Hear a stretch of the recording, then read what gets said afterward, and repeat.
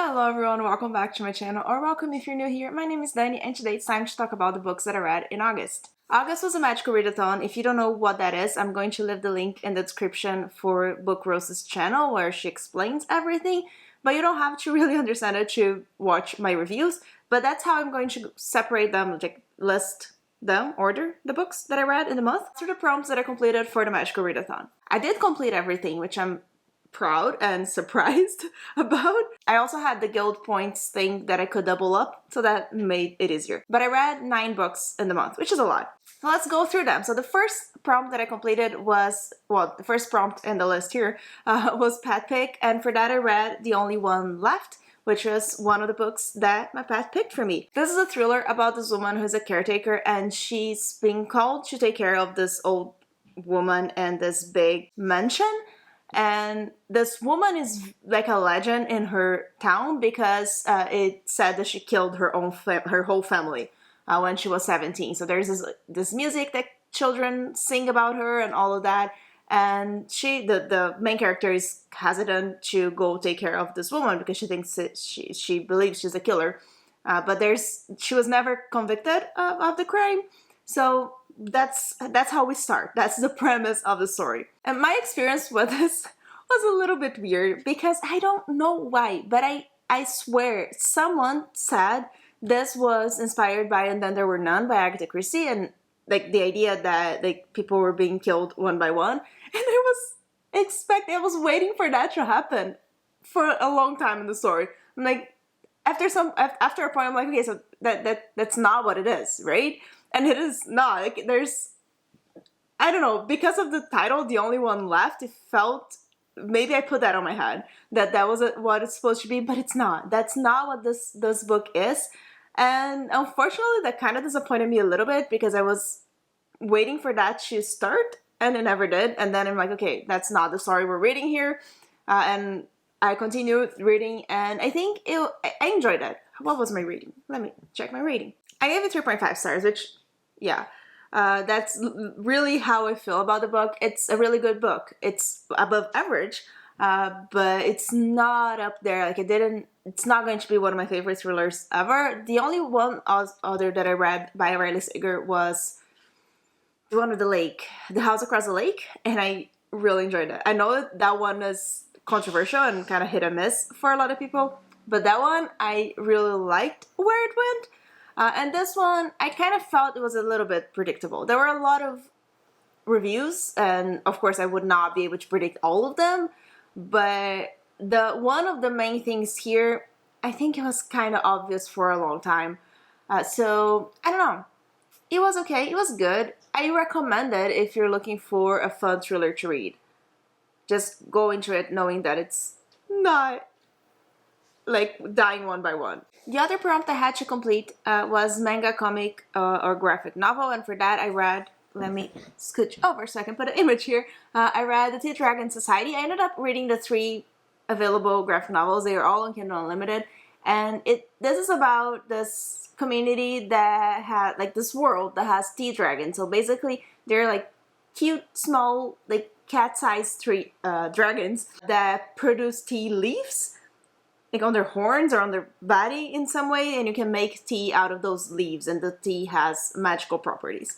It sounds very complex, but it's a very simple to follow graphic novel, and it's really cute. It's just an adorable little thing and cozy, and like I would definitely recommend it to anyone who likes cozy books, cozy reads. It looks like a cozy Switch game, so it was just adorable. I don't remember what exactly happens on each one, but I know that the first and the second one were really cute, but it lacked a little bit of depth in them, and just it didn't grab me as much as I wanted. But the third one kind of put everything together in a really amazing and wholesome way, and that one was a 5 star. So like first and second were 4 stars, and the last one was a 5 star, and the series as a whole was like 4.5.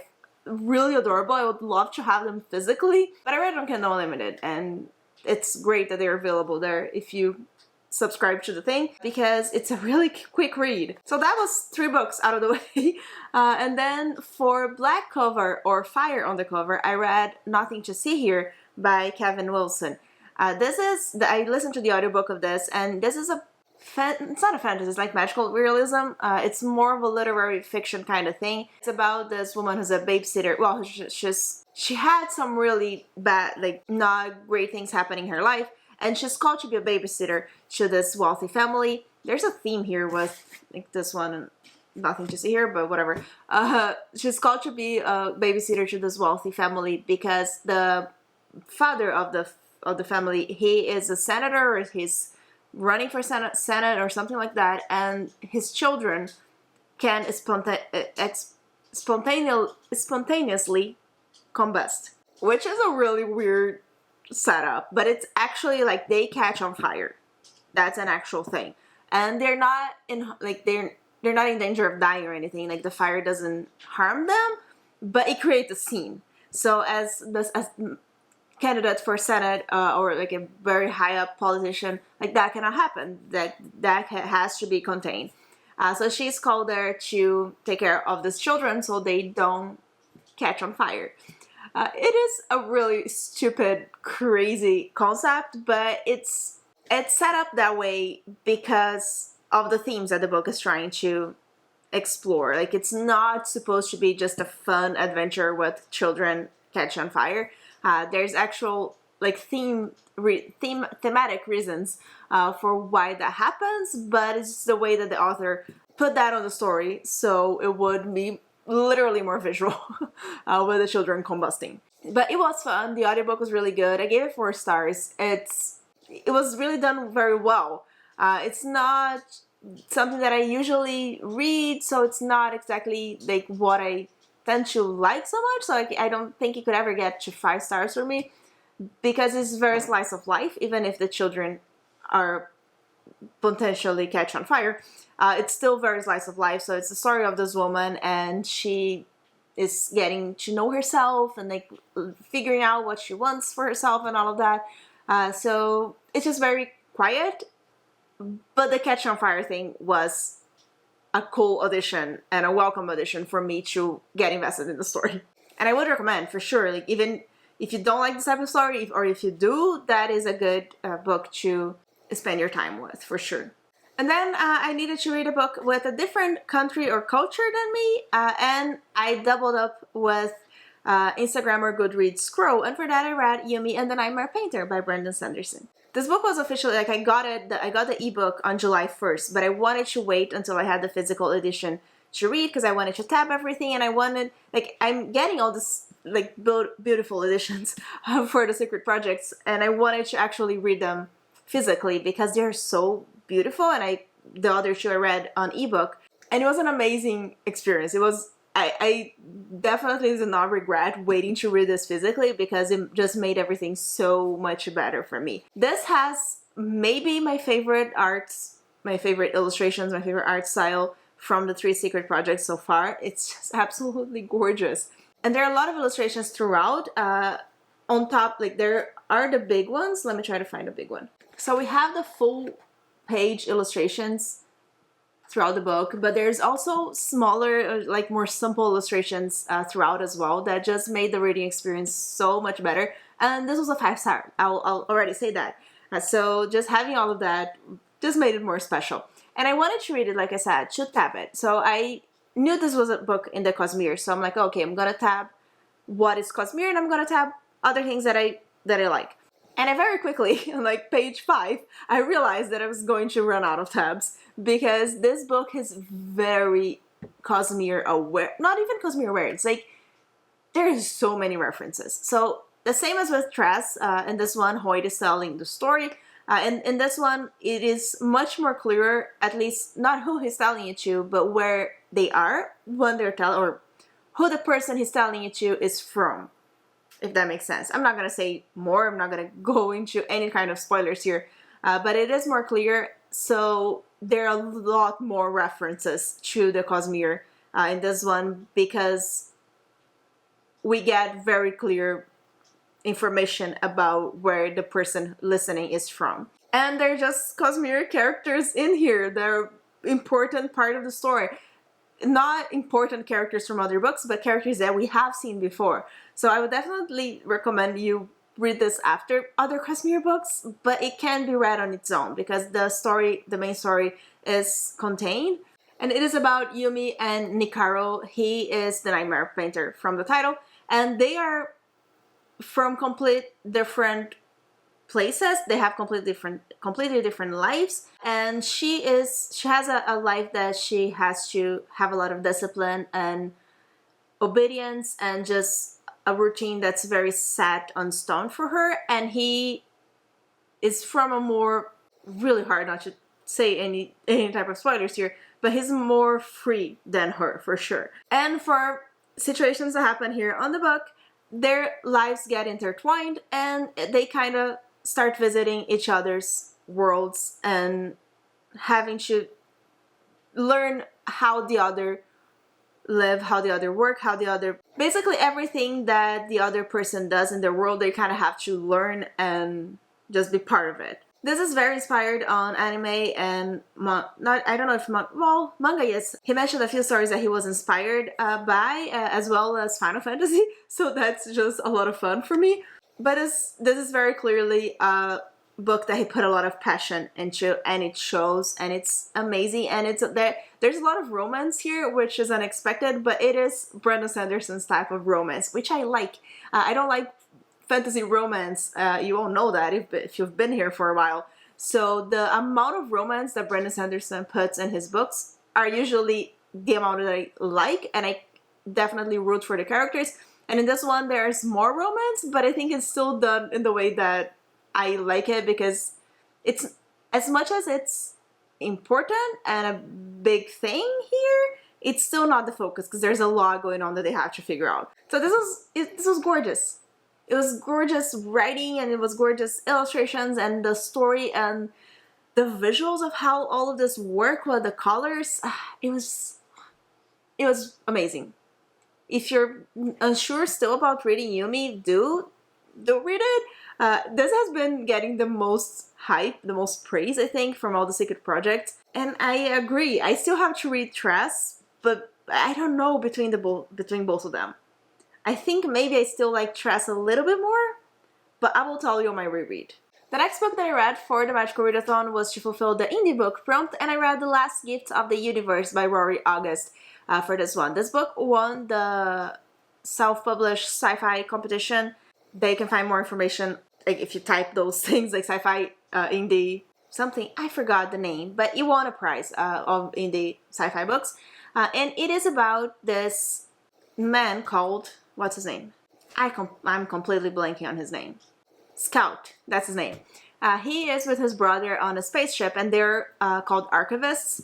They travel around the galaxies, the universe, looking for ruins and things from the past of alien civilizations to learn about them and to just like study. And they have a cat. They have a cat that's called Pumpkin, and Pumpkin wears an astronaut spacesuit, and Pumpkin's a big part of the story. It's just so cute and so adorable, and I love how much the author put this cat in the story without disrupting the actual flow, because a lot of times when you have cats or other pets in stories, they kind of take a step back, and the main character will be like, oh, I'm gonna put you here in this room while I'm going to explore this very dangerous ruins. No, Pumpkin goes with them. Pumpkin is part of the whole story. It was really adorable, it's really cute, and it really shows how much the author loves cats. So Pumpkin won me over. I gave 4 stars to this book in the end. It was a really fun adventure.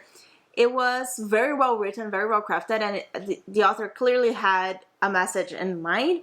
My issue with it was that this message, it got to a point that the message was not only heavy-handed, I think it was a little bit too forced, and it got too dramatic for my taste and for the way that the book was going until then. So there's a lot of talk about grief and about death and just like going through those things, and multiple characters, we see them going through that and worry about the person you love and all of that, and that just got a bit too much for me.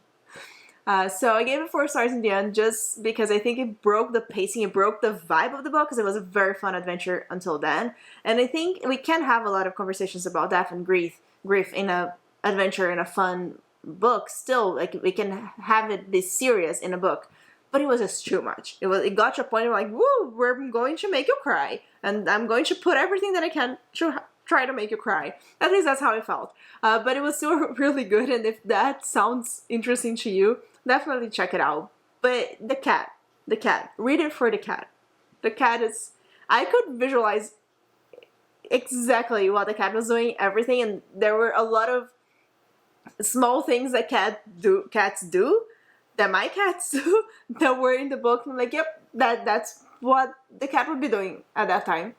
So I really enjoyed it. Just for the cat, it's worth it. And the last book for the Magical Readathon that completed the prompts that I had was To Start Before Bed, and for that I counted The Book That Wouldn't Burn by Mark Lawrence.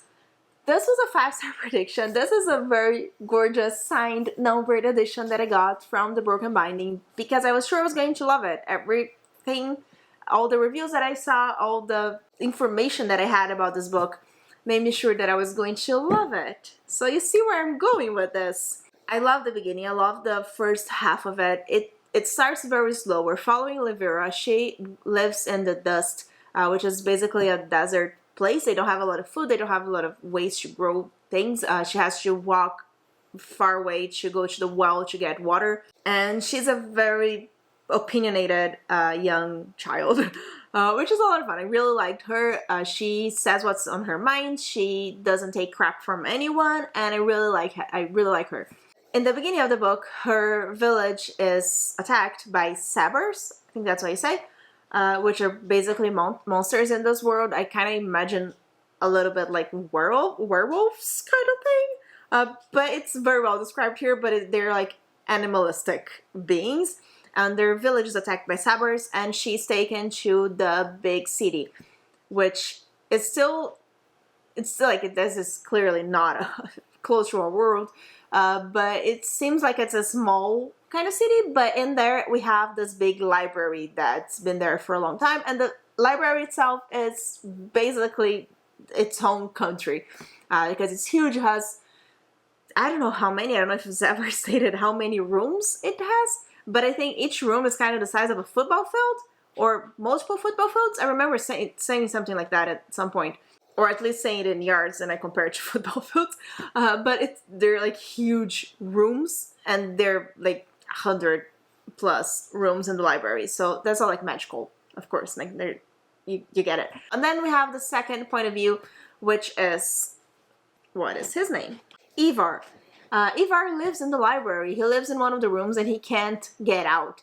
So we see he lives with his adoptive brothers. Like, a lot of children who were caught in the mechanism, which I'll explain in a second. And they were spit out of the mechanism at the same time, so they grew up together after that situation. And this mechanism is a thing that you can go inside with a book and experience that book in real life. So you experience everything that's on the book. But they got stuck there. Usually people are not supposed to get stuck. You're supposed to leave whenever you want. Okay, yeah, that's a setup. And that, I really enjoyed that. I really liked how mysterious everything was, and the two perspectives, and when they meet and where it goes from there. But there was a point, and there was a really good review. Like, if you read it, I really appreciated the review that we got. I did not expect that at all, although there were hints in hindsight, but I did not expect that at all. But I like that. I think that was a really well done and a really good twist. But just the story lost me. It got so fast-paced by the end, and I've seen a lot of people talking about how they didn't like the beginning, and when it got fast-paced, they liked it. For me, it was the opposite. I just got lost. I had no idea where they were anymore, and everything was happening. Everything, everywhere, all at once.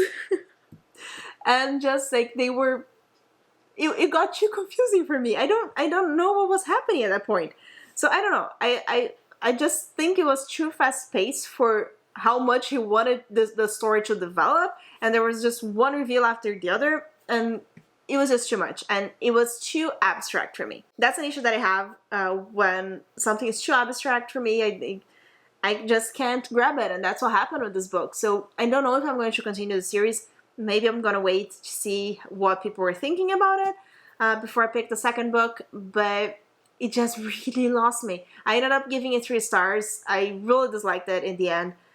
There's also a type of romance here that not like that didn't make sense for me at all, and I have issues, like actual issues with it, but it was spoilers, so I'm not gonna go into it. But yeah, so this was a great beginning to a really bad ending, in my opinion. I really didn't like the last, like, I don't know, fourth of the book. So that's where we're at. But I read it. So I completed the prompt for the Magical Readathon. So that's it for the Magical Readathon. Let's see what else I read in the month. Okay, this is the only one I have left, so I can move back to the center. I reread Project Hail Mary. I just couldn't focus on any audiobook. I just wasn't vibing with anything. So I grabbed the audiobook for Project Hail Mary. I read this physically the first time, and now I reread in audio, and it's still 5 stars. I still love this book so much. So much.